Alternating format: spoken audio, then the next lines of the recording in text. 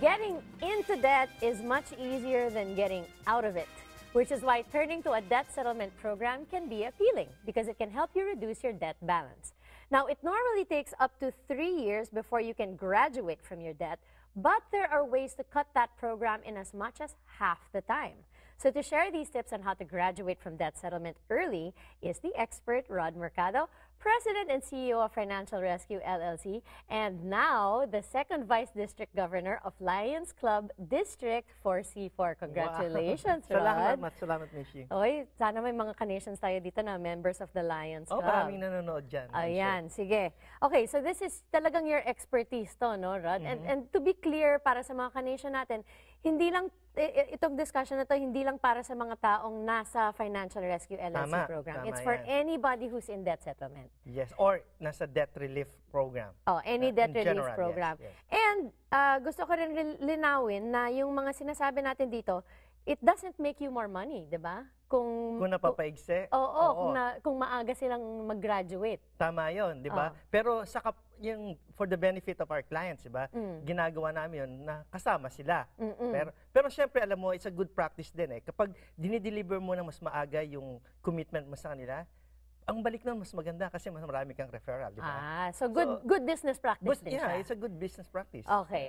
And it's very nice that we're being clear about that. Yes, thank you. Okay, so what's the first thing that somebody should do pag nasa debt settlement program sila? Ano yung Alam mo, ang napaka-importante sa debt settlement program, maintindihan mo mabuting programa. At lahat yan ay ginagawa during the presentation and during signing ng contract. Nako. Okay? So in other words, basahin natin ang contract na sinasign natin. Yes, no?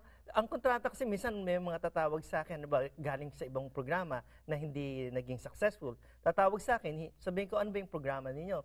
Hindi nila ma-explain kasi wala silang copy ng programa o ng kontrata or sabihin nila, kasi nasa email ko yun eh, pero hindi ko na makita yung email. Nako! Oo, nangyayari yun, no? Hindi naman palagi, pero dapat hindi ganon. Dapat responsibility natin na nagbabasa tayo ng kontrata at iniintinding mabuti. So take responsibility for knowing kung ano yung pinapagpirmahan mo. Correct. Okay, great. So nag-sign na sila ng contract, di ba? Yes. So ngayon mag-build na tayo ng budget, di ba? That's one of the actually, steps. bago sila mag-sign ng kontrata, part ng process namin ay yung pagdedetermine ng budget. Kasi alam mo, hindi kita ipapasok sa isang programa na hindi mo kakayanin. So nauuna yung budget pala. Oo. Kaya napaka-importante yun. Kasi kung hindi ka magiging fruitful sa budgeting process, eh, bibigyan mo kami ng maling information, maraming pwedeng mangyari na hindi maganda para sa'yo. Halimbawa, tinago mo sa akin na yung mister mo pala ang daming investment. Or ikaw mismo, marami ka palang investment, di ba? Pero na-discover ng creditor. So, paano ako makikipag-negotiate for, say, $20,000 ng utang mo, ay meron ka palang 100,000, 150,000. Yun, kailangan yun during sa discussion, inilalabas mo yun. Kaya importante din, kung talaga naman talagang hirap yung tao, makikita din namin. So, tinutulungan namin sila to adjust the budget. O sige, bawasan mo na ito yung panonood ng sine mo ng maraming beses. Ang pagkain, medyo bawasan ng kaunti.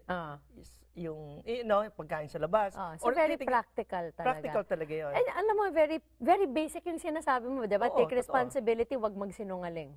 Tama yun, di ba? Okay. This third one is also very basic, no? Make your payments. Bakit importante? At ba't kailangan nating sabihin yan? Oo nga, di ba? Nakakatawa, di ba? Kasi yun nga, yun isa sa mga reason kung bakit nangyayari yan. Ginawa na natin ng budget, hindi nila sinusunod yung budget. Ano nangyayari? Sinabi ko, magbawasan na itong ganito, hindi pinawasan. Or minsan, nagkasino trip. Nakaw, patay. No, maraming ganun cases. No? Or yung iba naman, nagkaroon ng sakit sa pamilya or nagpadala sa Pilipinas. May rason naman talaga, pero talagang namimiss nila yung payment for whatever reason. Iiwasan natin yan. Okay. Kasi yung programa natin, hindi pwedeng ma-delay. Kasi critical ang panahon dito eh. Pag-usapan naman natin yung mga customer care reps na usually available yan sa kahit anong debt settlement program, no? Ano yung role nila na pwede ba sila makatulong sa pag-graduate ng mas maaga? Karamihan merong CRM na tinatawag.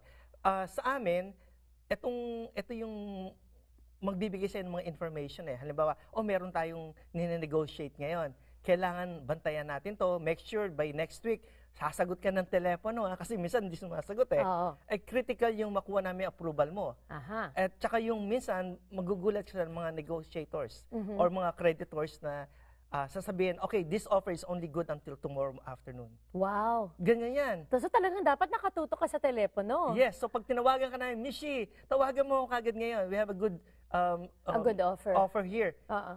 Kailangan ibabalik Hindi mo yung pwedeng tawag. deadmahin ng telepono. Hindi pwede. Tatawag Okay. ka, tatawag ka. So listen to your customer care rep and then answer the phone. Yeah. Okay. So, wag patagalin. Oo. So it sounds very simple, no? But I'm sure marami pa yung mga tanong around those issues. So kung may mga tanong pa yung mga ka-nation natin, saan po kayo mahanap? Mga ka-nation, tawagan po ninyo kami sa 1-877-973-3287 or bisitahin aming website, financialrescuellc.com.